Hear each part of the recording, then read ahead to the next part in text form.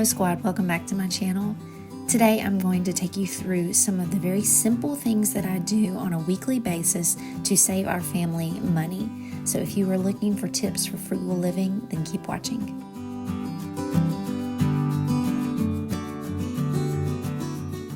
Alright, so this morning I am out by myself. We don't eat out often, maybe like once a week, and in lean times we don't even do that. But we usually eat out about once a week. Now I have the Chick-fil-A app, which if you don't have the Chick-fil-A app, it works like a lot of other retailers that the more you spend, you accrue points and you can get those points towards a free item. But something that you may not know is that sometimes certain Chick-fil-A's will send you a free gift just because. So I just happened to open my Chick-fil-A app last week just to look and check my status, and I had a free 4-count chicken minis. And then I checked a few days later and I had a free chicken biscuit.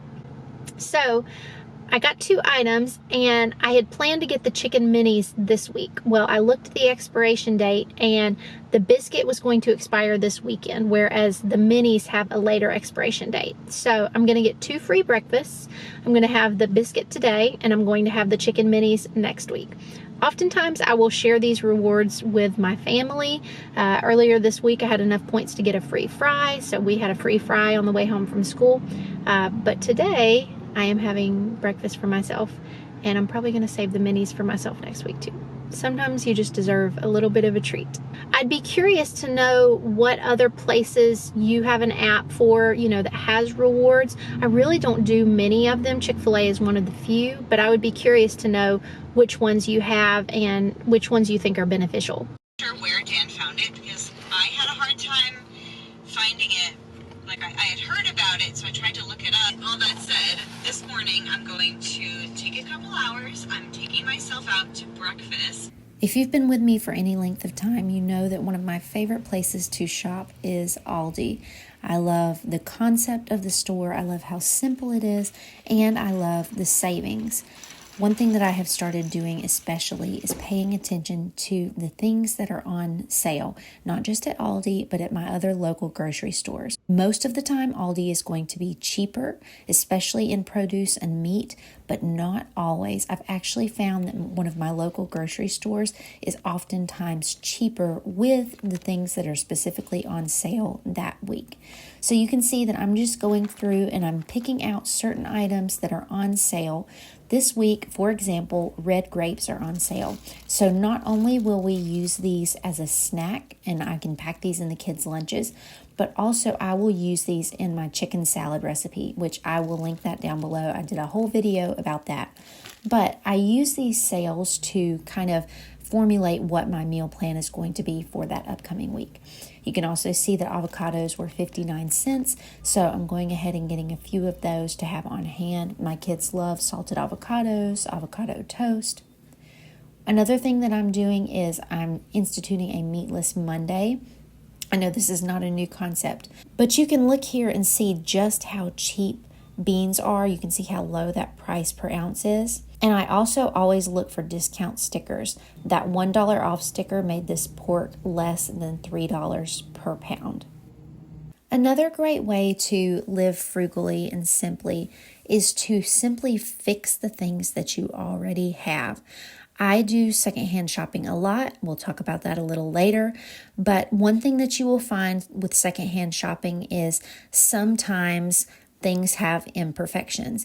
I don't often try to buy things knowing that they have imperfections, but sometimes you'll get something home and realize that it's missing a button or a seam needs to be resewn, or these things just happen even with brand new clothes in normal everyday wear and wash.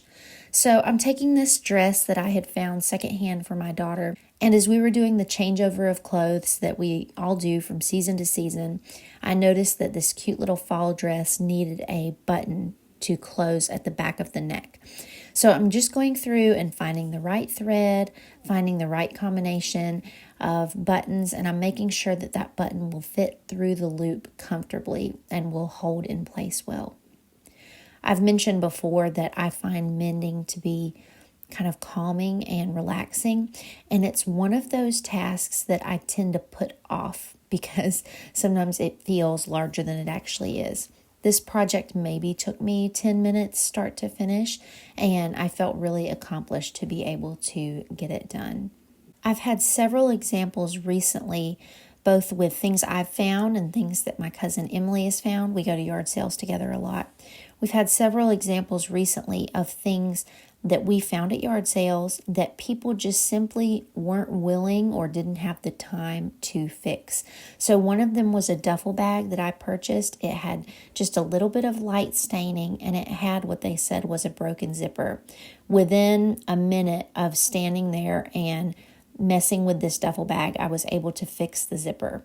And then my cousin Emily found this really great beach chair at one of our most recent yard sales. She got it for a couple of dollars, and the yard sale operator told her that it just had a broken arm of the chair and it wouldn't fit in the groove right. And she said, I know it's just going to get on my nerves. And this chair was something that normally retails for between $40 and $50 at Costco. So it just goes to show, there are some times when things are beyond repair, but sometimes it just needs a little extra care and attention. Another habit of frugal people is to plan ahead. And this goes for many different areas, but it especially goes in the area of food preparation.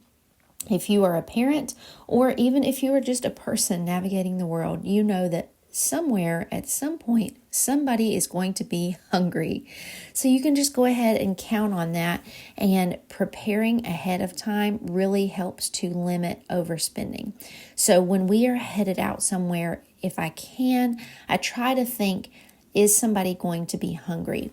Or before we're going to bed, I'm thinking, is there something I can do to plan ahead for the next day? Whether it's thawing meat for dinner, whether it's preparing overnight oats or yogurt parfaits, or making a batch of muffins for the freezer. I'm always trying to think ahead and prepare for somebody's going to be hungry, because they just are. Just this week, my son had soccer practice. We ate dinner directly before soccer practice, and I didn't think about packing a snack because I thought, we're not going to be hungry. We have just eaten. And lo and behold, while we're at soccer practice, my daughter says, I'm hungry. Can I have a snack? So, like I said, if you have kids, you know this, that they always want a snack. Now, that's not to say you always have to provide one. It's okay for kids to have to wait from time to time. But it just goes to show that that preparation piece is so important. So we really try to pay attention, and we try to be an ingredient household. I don't know if you're familiar with this term, but it's something that I've heard that basically, as a general rule, your home is filled not with prepared things, but with ingredients that you can then use to make a myriad of things. So just with this container of oats, this week I will use it for overnight oats. I will use it for regular oatmeal. I will use it for energy bites. I will grind it up into a paste, and I will use that in my daughter's bath to help with her skin. So being an ingredient household in itself is a great way to live frugally and save your family a little extra money. I mentioned secondhand shopping. You guys know I love this. These jeans, I have to show you, I paid $2 or $3 for them at a yard sale, and you can see here that they retail for much more than that. Also, another find at our most recent yard sale was this adorable Threshold kitchen towel. It was originally from Target. It still had the tag on it, and I got it for next to nothing. Secondhand shopping is absolutely my favorite way to spice up my wardrobe and to add a couple extra new touches around the house from season to season. Thank you guys so much for watching. I would love to know your frugal tips down below. Take care, and I'll talk to you soon.